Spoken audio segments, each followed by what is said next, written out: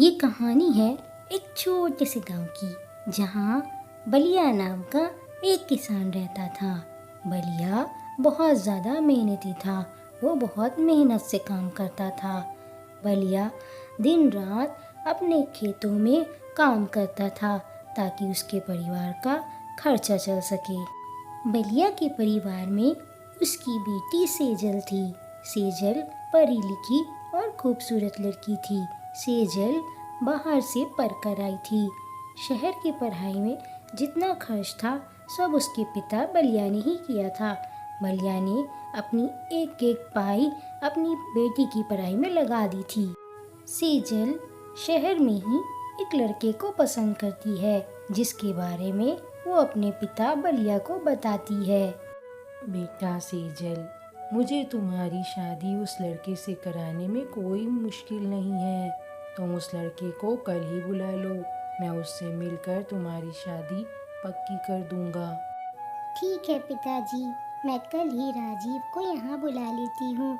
वो भी आपसे मिलकर बहुत खुश होगा। राजीव एक अच्छा लड़का है।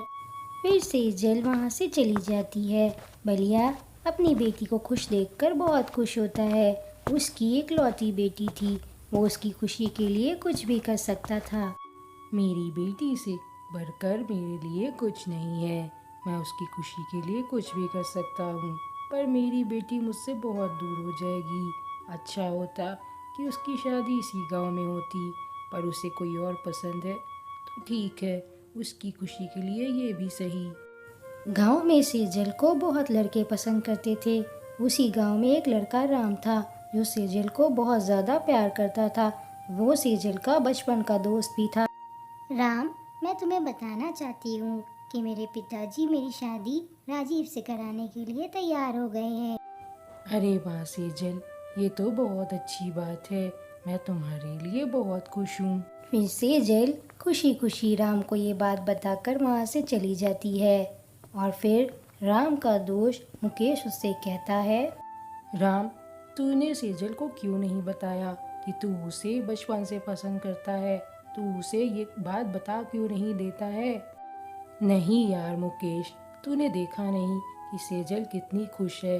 मेरे लिए उसकी खुशी से बढ़कर और कुछ नहीं है। राम की ये बात सुनकर मुकेश चुप हो जाता है। और फिर राम उदास होकर वहाँ से चला जाता है। वो दिल की बात दिल में ही रखता है। ऐसे ही सुबह हो जाती है और फिर राजीव भी आ जाता है। सेजल, तुमने मुझे इतनी जल्दी में इस गांव में क्यों बुलाया? तुम्हें तो पता है मुझे गांव पसंद नहीं है।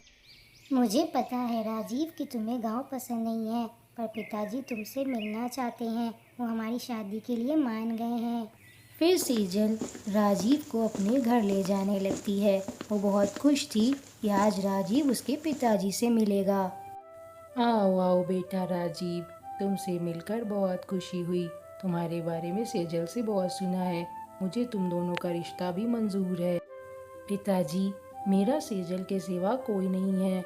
मेरे घर पर भी कोई नहीं है। मैं जल्द से जल्द सेजल से शादी करके शहर जाना चाहता हूँ। मैं तुम दोनों की शादी बहुत जल्द करा दूंगा और तुम दोनों आराम से खुशी खुशी रहोगे। मेरा आशीर्वाद तुम्हारे साथ है। पिताजी, मैं नहीं चाहती कि आप मुझे दहेज दें। मुझे दहेज नहीं चाहिए। आप मेरी शादी करा दीजिए।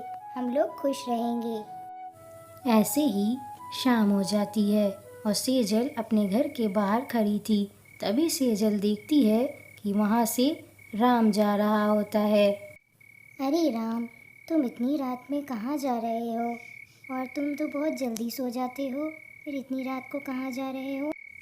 कहीं नहीं सेजल, मैं अपने घर जा रहा था। वो क्या है ना, आज रात मुझे काम बहुत ज़्यादा था इसलिए देर हो गई।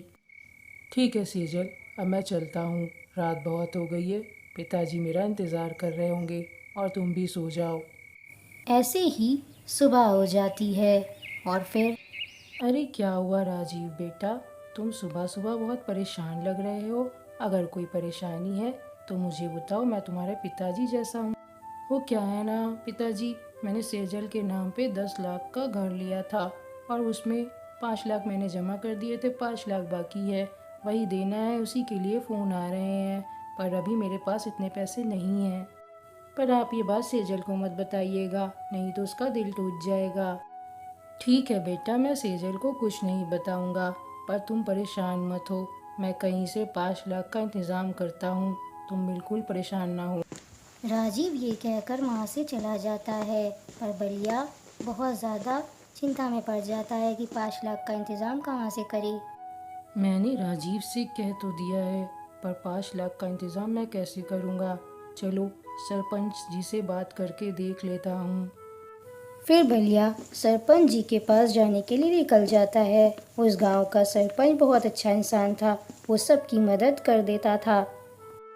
सरपंच जी का घर बहुत अच्छा था। सरपंच अपने घर में आराम से बैठा हुआ था, तभी वहाँ बलिया आ जाता है। सरपंच जी, मुझे 5 लाख की ज़रूरत है, मेरी बेटी की शादी है ना, इसलिए। ठीक है बलिया, तुम्हारी बेटी मतलब गांव की बेटी, मैं तुम्हें 5 लाख रुपए दूंगा और तुम अपनी बेटी की शादी आराम से करना। ठीक है बलिया, अब तो खुश हो जाओ तुम। बलिया सरपंच जी से 5 लाख लेकर बहुत खुशी खुशी अपने घर आ जाता है, और वो बहुत खुश था कि उसकी बेटी का अच्छा सा घर हो जाएगा। घर आकर बलिया राजीव को 5 लाख रुपए दे देता है। राजीव, ये 5 लाख रुपए मैंने तुम्हें दे दिए, अब घर ले लो जाकर। पिताजी, मुझे अच्छा नहीं लग रहा कि मैं आपसे इतने पैसे लूं, पर क्या करूं, मजबूर हूं। मैं अभी जाकर उस घर वाले को फ़ोन करता हूं। फिर राजीव 5 लाख रुपए लेकर वहाँ से खुशी खुशी चला जाता है, और बलिया भी बहुत खुश होता है। ऐसे ही शाम हो जाती है, और फिर राजीव घर के बाहर आता है। कितनी बेवकूफ़ लोग हैं, मुझ पे भरोसा करके 5 लाख रुपए दे दिए। मैं इस गंवार लड़की से शादी थोड़ी ना करूँगा, मुझे तो सिर्फ पैसे चाहिए थे। राजीव एक धोखेबाज था। वो 5 लाख रुपए लेकर उस गांव से हमेशा के लिए चला जाता है। ऐसे ही सुबह हो जाती है, और किसी को कुछ नहीं पता होता कि राजीव कहाँ है। बेटा, राजीव कहीं नहीं दिख रहा है, और वो पैसे भी नहीं दिख रहे जो मैंने उसे घर लेने के लिए दिए थे। मुझे लगता है वो भाग गया है। हाँ पिताजी, वो यहाँ नहीं है। मैंने उसे बहुत फ़ोन किया, उसने मेरा फ़ोन नहीं उठाया, उसका फ़ोन बंद है। वो सच में भाग गया है। सुनो सुनो गांव वालों, आज मेरी बेटी की शादी थी और वो लड़का मेरे सारे पैसे लेकर भाग गया। मेरी बेटी से शादी कौन करेगा। तभी वहाँ गांव वालों की भीड़ लग जाती है, और बलिया को देखकर सभी बहुत दुखी हो जाते हैं, क्योंकि उसकी बेटी की आज शादी थी, अब कौन शादी करेगा। तभी वहाँ खड़ा राम कहता है, काका, आप चिंता ना करिए, मैं सेजल से शादी करूँगा, मुझे सेजल पसंद है। हाँ बलिया, राम अच्छा लड़का है, अपनी बेटी की शादी इससे करा दे। सभी गांव वाले राम का साथ देते हैं कि उसकी शादी सेजल से हो जाए, क्योंकि सेजल की शादी रुक गई थी। अब बलिया भी मान जाता है, और सेजल भी। राम खुश हो जाता है। ठीक है गांव वालों, मैं तो चाहता ही था कि मेरी बेटी की शादी इसी गांव में हो। मैं राम से सेजल की शादी कराने के लिए तैयार हूँ। फिर राम सेजल से शादी करके अपने छोटे से घर में ले आता है, और सेजल भी खुश होती है और राम भी। अब दोनों खुशी खुशी एक साथ रहने लगते हैं।